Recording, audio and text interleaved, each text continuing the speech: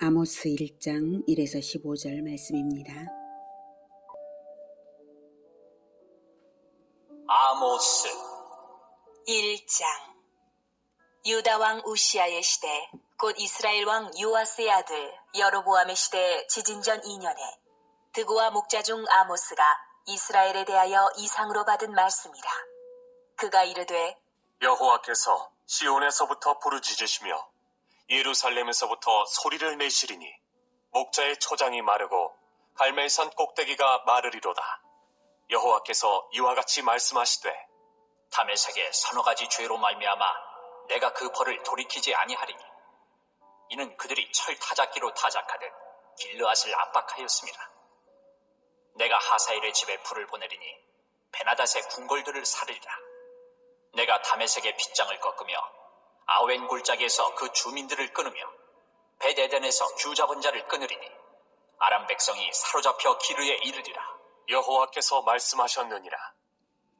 사랑하는 형제 여러분, 1월 7일 토요일 새벽 목상에 오신 것을 환영합니다. 아모스 예언의 선포 시기는 대략 주전 760년, 755년경입니다. 남북 왕국 분열 이후에 170년이 지났고요. 북왕국 멸망까지는 40년이 채 남지 않은 시기입니다.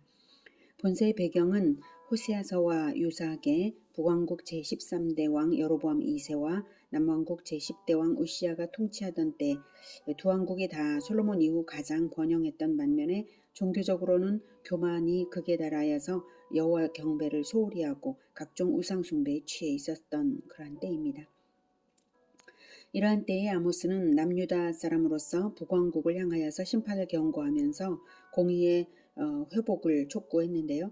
본장에는 남북 두 왕국을 포함한 인근 이방 나라들에 대한 심판 예언을 기록하고 있습니다. 1절. 유다 왕 우시아의 시대, 곧 이스라엘 왕 요아스의 아들 여로보암의 시대 지진전 2년에 드고와 목자 중 아모스가 이스라엘에 대하여 이상으로 받은 말씀이라. 네. 남유다 우시아, 북이스라엘 여로보암 2세의 때는 신흥 강대국 아수르의 세력이 아직은 이스라엘까지는 미치지 않은 때입니다. 그러니 자기들의 번영에만 취해서 하나님께서 아수르를 사용하셔서 심판을 내리실 줄은 생각지도 않고 있는 때였죠. 그러나 반드시 나중에 아수르에 의해서 심판을 당할 것이거든요. 그것을 지금 아모스가 말하고자 하는 것입니다. 심판의 도구와 수로는 이미 준비되고 있었고 하나님께서는 아모스에게 이상을 보여주셔서 심판의 선언자로 북이스라엘에게 보내셨습니다. 그런데 아모스의 출신지는 남유다 드고아입니다. 직업적 선지자는 아니고 목자였던 사람인데 북이스라엘을 향한 예언을 하도록 부르심을 받았습니다. 드고아는 베들레헴 좀 아래쪽에 있는 성읍입니다. 사해 서쪽 베들레헴 아래쪽에 있습니다. 남유다는 당시 북이스라엘과 마찬가지로 타락해가고 있었는데요. 그럼에도 불구하고 북이스라엘보다는 낫다는 영적 교만이 있었고요. 북쪽에서 레위인들조차도 다 내려와 버린 것인데 오히려 아모스는 남에서 북으로 보내심을 받은 것입니다. 레위인들조차도 전부 다 내려와 버렸기 때문에 남으로 내려와 버렸기 때문에 북이스라엘을 위한 선지자가 필요했고 하나님은 남에서 북으로 아모스를 보내신 것입니다. 하나님께서 국적을 초월하여서 파송하셨듯이 오늘날도 타락한 세계 곳곳에 성도된 우리를 보내고 계십니다.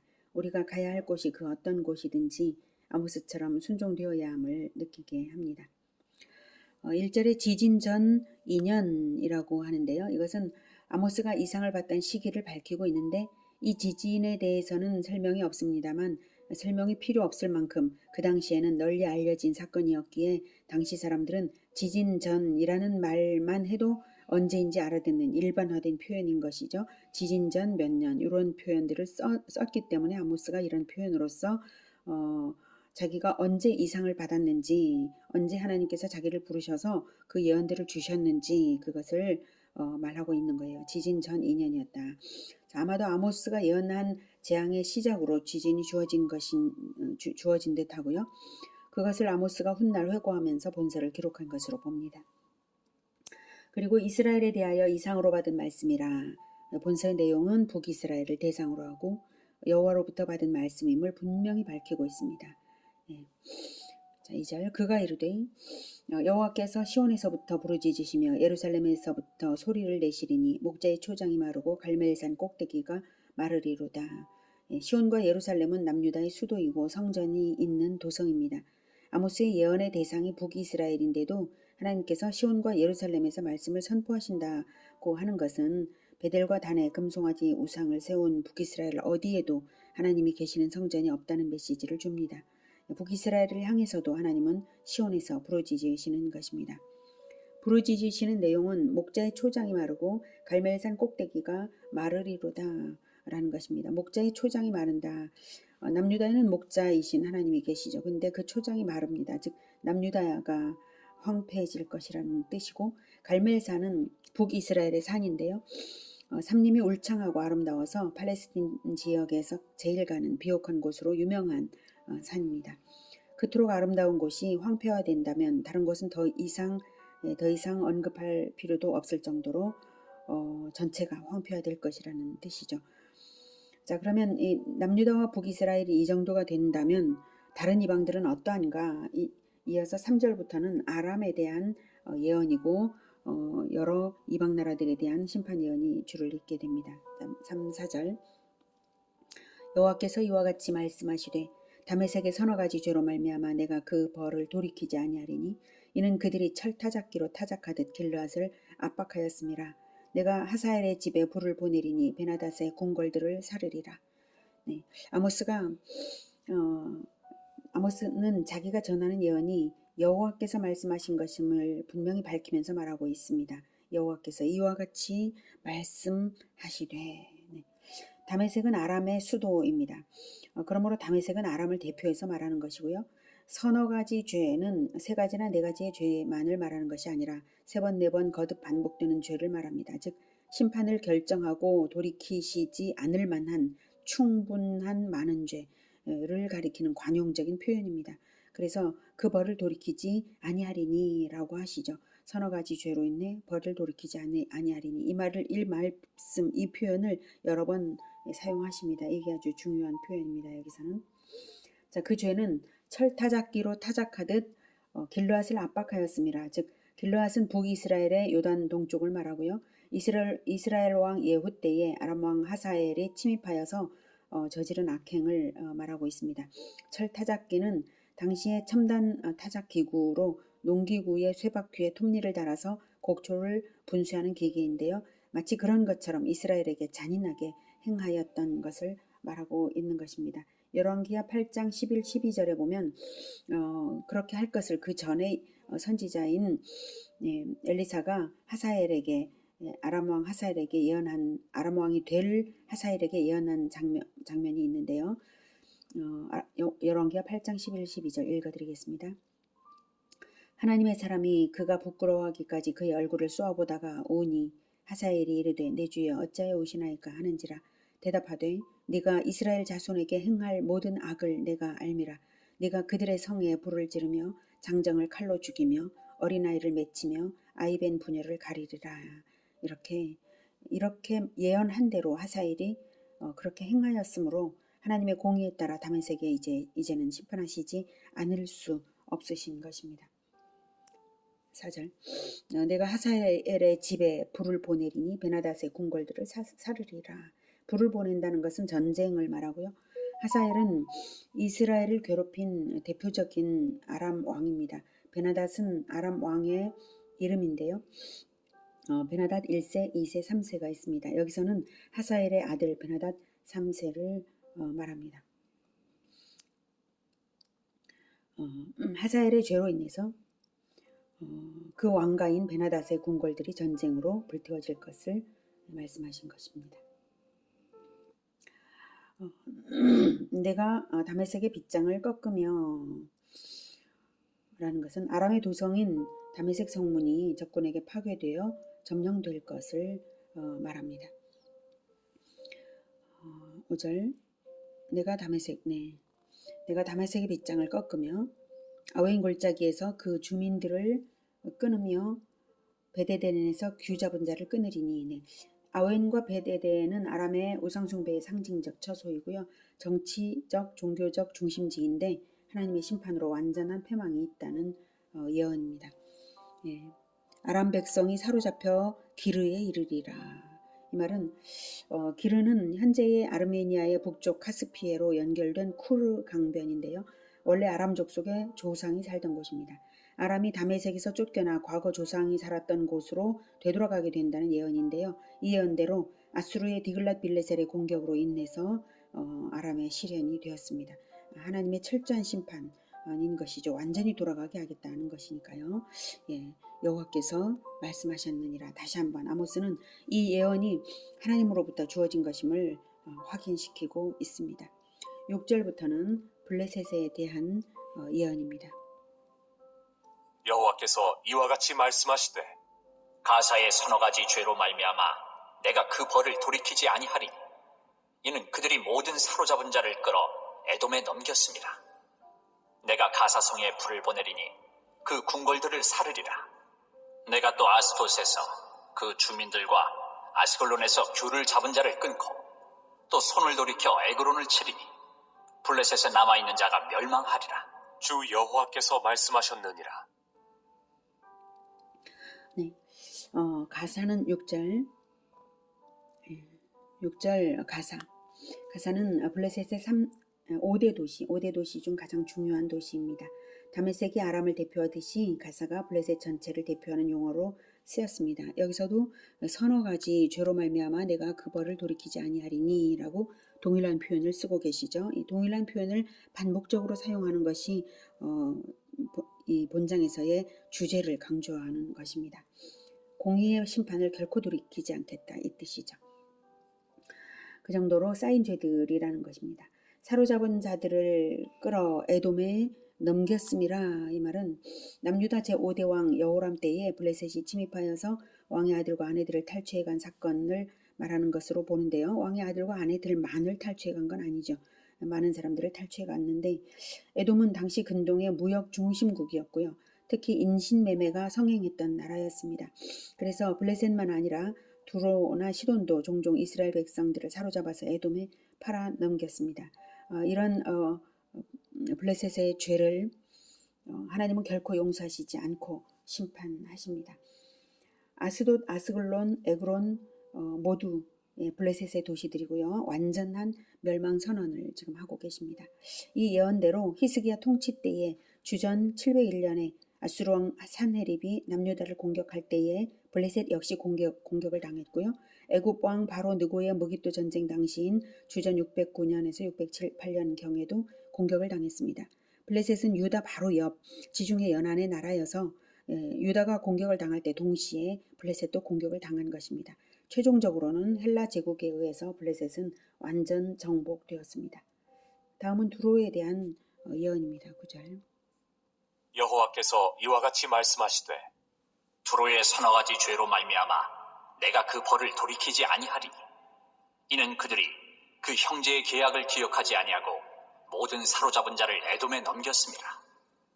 내가 두로성에 불을 보내리니 그 궁궐들을 사르리라. 두로는 이스라엘의 북쪽에 있는 페니키아의 대표적 해상 무역 도시입니다. 베니게를 가리키는 대명사로 사용되었습니다. 여기서 그 형제의 계약을 기억하지 아니하고 모든 사로잡은 자를 에돔에 넘겼습니다 했는데 두로왕 히람이 솔로몬 성전 건축에 협력하면서 형제의 설린 우호를 나누었는데요. 훗날에는 자국의 경제적 이득을 위해서 이스라엘 백성들을 에돔에 인신매매함으로 인해서 이스라엘과의 설린 우호 약조를 파기한 것을 하나님께서 용서하지 않겠다는 말씀입니다. 훗날 두로는 아수르왕 살마네셀 3세에게 조공을 바치는 것을 시작으로 해서 아수르왕 사네립, 바벨론의 느부갓네살, 바사의 고레스, 헬라의 알렉산더 등 정복자들에 의해서 점차 그 세력이 축소되었고요. 주후 636년 아랍에 의해서 정복되어서 국가로서의 형태는 완전히 사라져버리고 이제는 단순히 작은 도시로서의 형태만을 유지하게 되었습니다. 다음은 에돔에 대한 예언입니다. 11절. 여호와께서 이와 같이 말씀하시되 에돔의 서너 가지 죄로 말미암아 내가 그 벌을 돌이키지 아니하리니 이는 그가 칼로 그의 형제를 쫓아가며 긍휼을 버리며 항상 맹렬히 화를 내며 분을 끝없이 품었습니다. 내가 대만에 불을 보내리니 보스라의 궁궐들을 사르리라. 에돔은 이스라엘의 쌍둥이형 에서의 후손 민족입니다. 그런 가긋난 형제국이면서도 대대로 이방 민족들보다도 더욱 이스라엘을 적대하였습니다.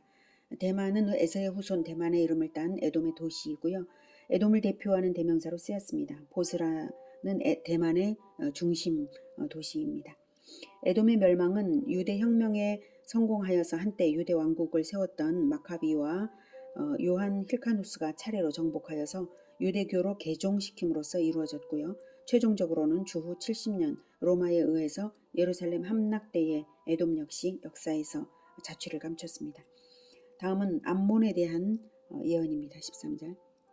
여호와께서 이와 같이 말씀하시되 암몬 자손의 서너 가지 죄로 말미암아 내가 그 벌을 돌이키지 아니하리니 이는 그들이 자기 지경을 넓히고자 하여 길르앗의 아이벤 여인의 배를 갈랐음이니라.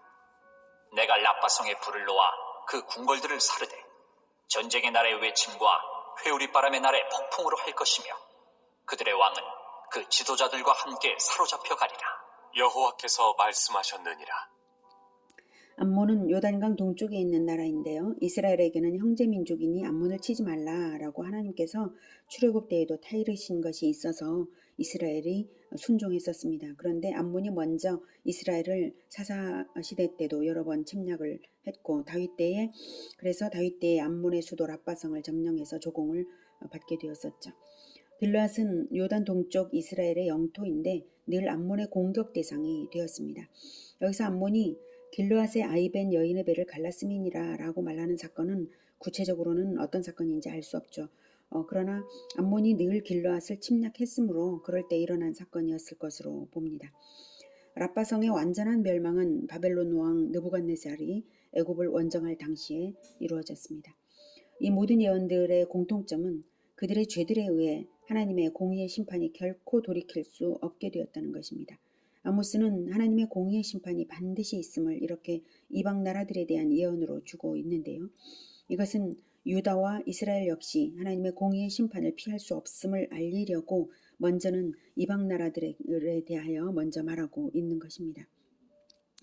초반에 2절에 여기서 여호와께서 목자의 초장이 마르고 갈멜산 꼭대기가 마르리로다 라고 말씀하신 것이 있죠. 이 예언이 이렇게 예언한 것이 반드시 이루어질 것을, 즉 이스라엘과 남유다와 북이스라엘에 이루어질 것을 먼저는 이방 나라들에 대한 공의의 심판을 듣고 깨달으라 라는 뜻입니다. 오늘은 아모스의 심판 예언을 통해 공의의 하나님을 만났습니다. 서너 가지 죄로 인해 심판을 돌이킬 수 없으신 하나님이십니다. 우리가 가슴 서늘하게 듣고 마음에 새겨야 하는 말씀입니다. 지금 우리나라에도 기상천외한 사건들이 과거 그 어느 때보다도 자주 나타나고 마약이 어린 자녀 세대에게 침투되었습니다. 성적 타락으로 인한 유산과 아동 성범죄들은 산모의 배를 가르는 죄와도 같이 후손을 끊어놓고 있지 않습니까? 우리 시대가 전쟁이 지금 없다고 해서 안일 할 수 있는 시대가 아님을, 조용한 전쟁이 이 시대를 완전히 불태우고 있음을 우리는 알아야 합니다. 통곡을 해도 부족한 전쟁 같은 일들이 타락한 문화를 통해서 우리의 삶을 침투하여 파괴하고 있는 현실입니다. 하나님의 공의는 분명히 있습니다. 돌이키지 않으십니다. 속히 회개하고 또한 회개케 하는 일만이 이 나라를 살리는 길입니다. 기도하겠습니다. 하나님 아버지, 우리를 불쌍히 여겨 주시옵소서. 과거 그 심판의 때와 같은 일들이 소리 없이 벌어지고 있음에도 불구하고 우리는 모르고 또는 눈 감고 있습니다. 주님, 우리를 불쌍히 여겨주시고 이것에 대하여 통회하는 마음을 우리에게 허락하여 주시고 또한 회개를 부르짖어 회개케 하는 우리가 되게 도와주시옵소서. 한국교회가 먼저 회개의 개혁으로서 일어날 수 있도록 주님 깨우쳐 주시옵소서. 우리들을 일깨워 주시옵소서. 안일에 빠져서 정신을 놓고 있는 한국교회를 이제는 일으켜 주시옵소서. 그리고 이 나라를 구하여 주시옵소서. 예수 그리스도 이름으로 기도드립니다. 아멘. 이어지는 시간은 개인 기도 시간입니다.